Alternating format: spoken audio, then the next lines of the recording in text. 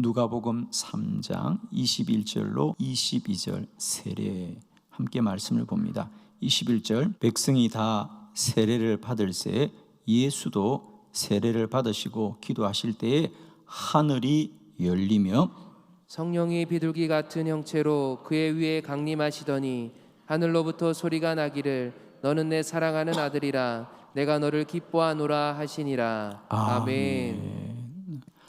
오늘은 우리 세례받은 이들과 함께 또 이미 세례받은 우리 모두가 다시 한번 세례의 은총과 하나님의 크신 은혜를 우리가 말씀을 통하여 깨닫기를 바랍니다.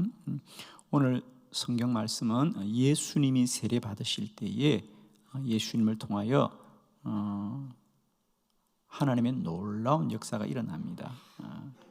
저는 오늘 예수님이 세례받으실 때 하늘이 열리고 성령이 강림하시고 하나님의 음성이 들려졌습니다. 저는 오늘도 세례받는 저와 여러분에게 이런 동일한 은혜가 영적으로 누려주시기를 축원합니다. 우리 구체적으로 세 가지 말씀을 함께 봅니다. 첫 번째는 세례를 받을 때에 하늘이 열립니다.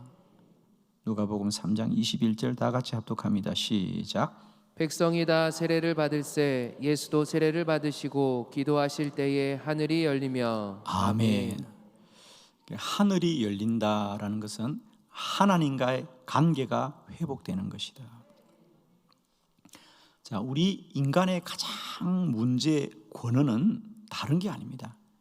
우리에게 왜 문제가 생기느냐, 왜 어려움이 생기느냐,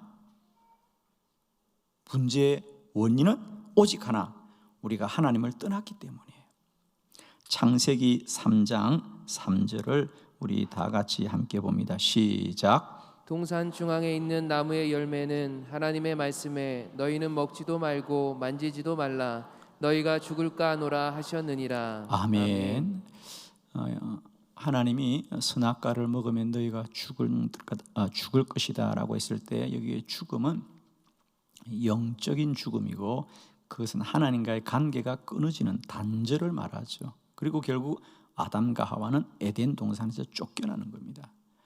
자, 하나님은 이 땅을 정말 말씀으로 창조하셨고 아담과 하와에게 정말 이 에덴 동산과 같은 복된 삶을 허락하셨음에도 불구하고 그들이 불순종함으로 말미암아 죄가 들어와서 하나님과 우리의 관계가 단절되어졌고 그 단절을 회복시키신 분이 우리 주 예수 그리스도의 보혈인 줄로 믿습니다. 주의 보혈로 우리의 죄를 덮어주셔서 드디어 하나님과 우리의 관계가 회복되었습니다. 그러므로 세례자들에게 가장 큰 축복은 뭐냐? 이제 하나님과 우리의 관계가 회복되었습니다. 아멘입니다.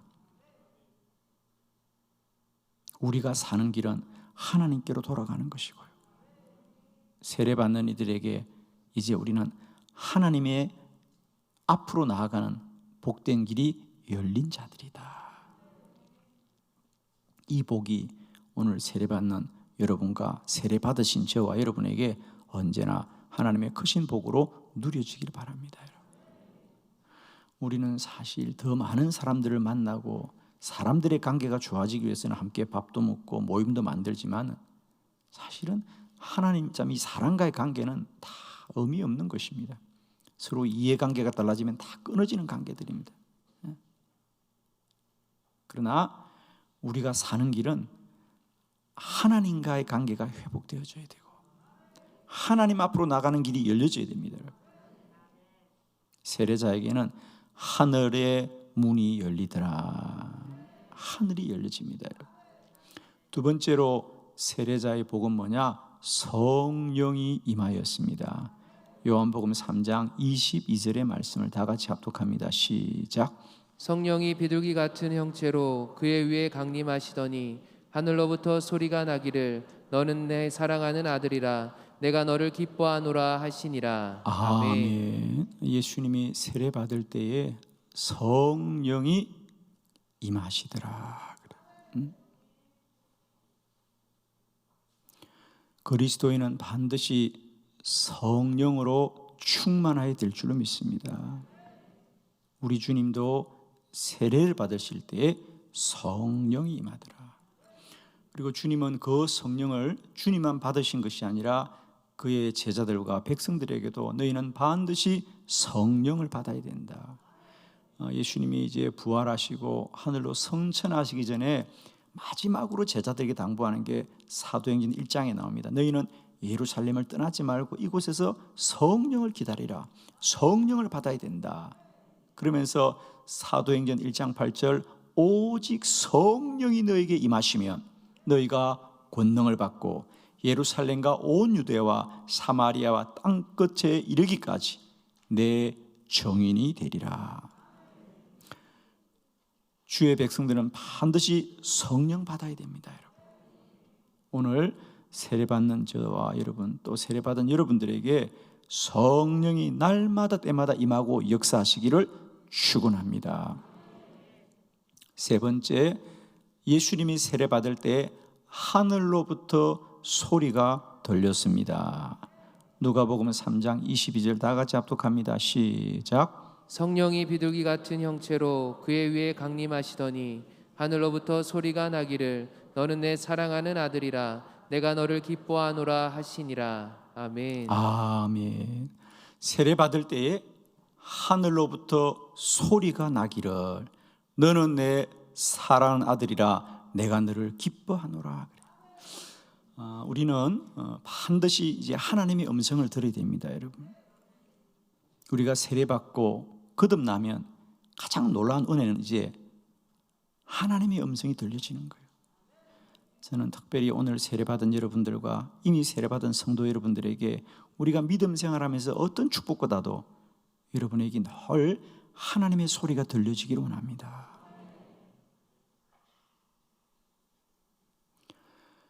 우리는 반드시 하나님의 음성을 들어야 됩니다, 여러분. 왜냐하면 여러분, 세상과 사람의 소리는 다 부정적인 소리입니다. 그런데 우리는 어디에 마음을 다 매여 있냐면 세상과 사람들의 소리에 마음이 매여 있어요. 그게 뻔한 일인 줄 알지만은 사람들이 칭찬을 하면 우리가 우쭐해지는 거죠. 그러나 그 칭찬이라는 게 진심이 아니잖아요, 그죠? 그 칭찬이 언제 비난으로 바뀌고 그 칭찬이 언제 우리에게 화살과 같이 내 마음에 올지 아무도 모르잖아요. 그 사람과 세상의 소리는 언제나 부정적인 소리들입니다. 우리는 반드시 세상과 사람으로부터 오는 이 부정적인 소리를 이기는 하나님의 음성을 꼭 들어야 됩니다. 세상과 사람의 소리가 아무리 우리를 고통스럽게 할지라도 하나님의 소리를 들으면 반드시 이길 수 있습니다. 아멘입니다, 여러분. 늘 제가 말씀드리잖아요. 작은 소리는 큰 소리를 들으면 다 묻혀지죠. 작은 소리는 큰 소리를 들으면 묻혀집니다. 여러분이 가장 힘든 건 다른 게 아닙니다. 사람들의 소리예요. 그러나 그래서 여러분 자꾸 사람들에게 화를 냅니다. 그렇게 하지 말라고, 제발 그런 말 하지 말라고 아무리 말해봐요. 사람의 본성이 바뀌지 않습니다.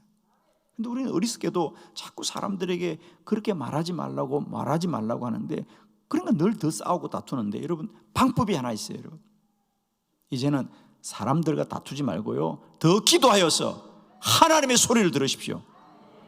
큰 소리 들으면 작은 소리 묻혀지는 거고요, 하나님의 음성을 들으면 사람의 소리를 건너가게 되는 겁니다.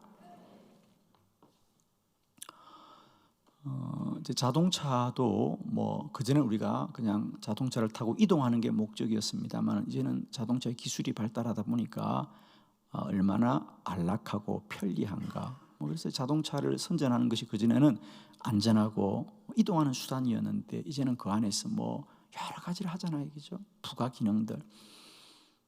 그러면서 최근에 새로운 자동차들이, 자기 자동차들이 참 안락합니다. 편안합니다. 그리고 조용합니다.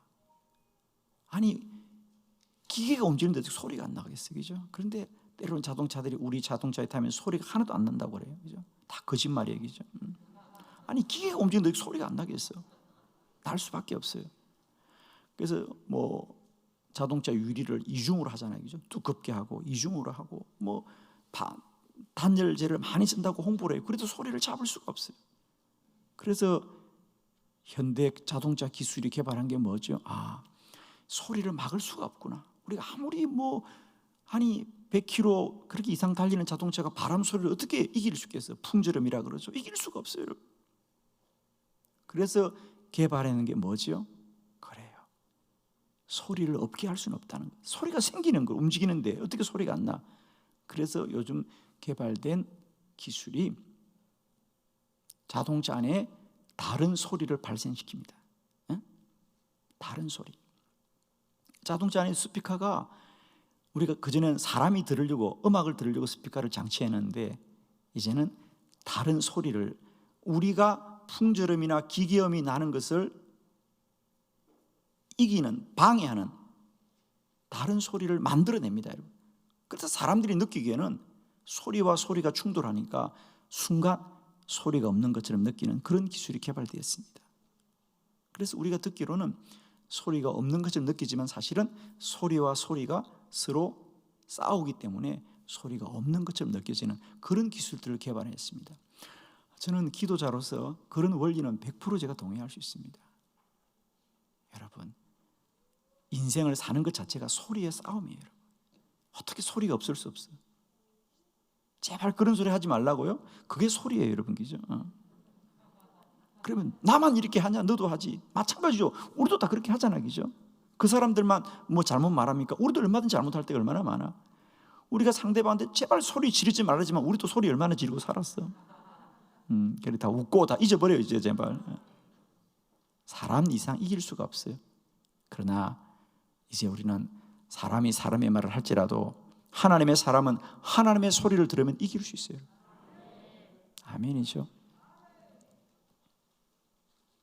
더욱더 성령으로 충만하여져서 날마다 때마다 사람의 소리와 세상의 소리를 막을 수는 없지만 우리는 더 기도하여서 하나님의 큰 음성을 듣고 넉넉하게 승리하시기를 축복합니다. 기도드리겠습니다.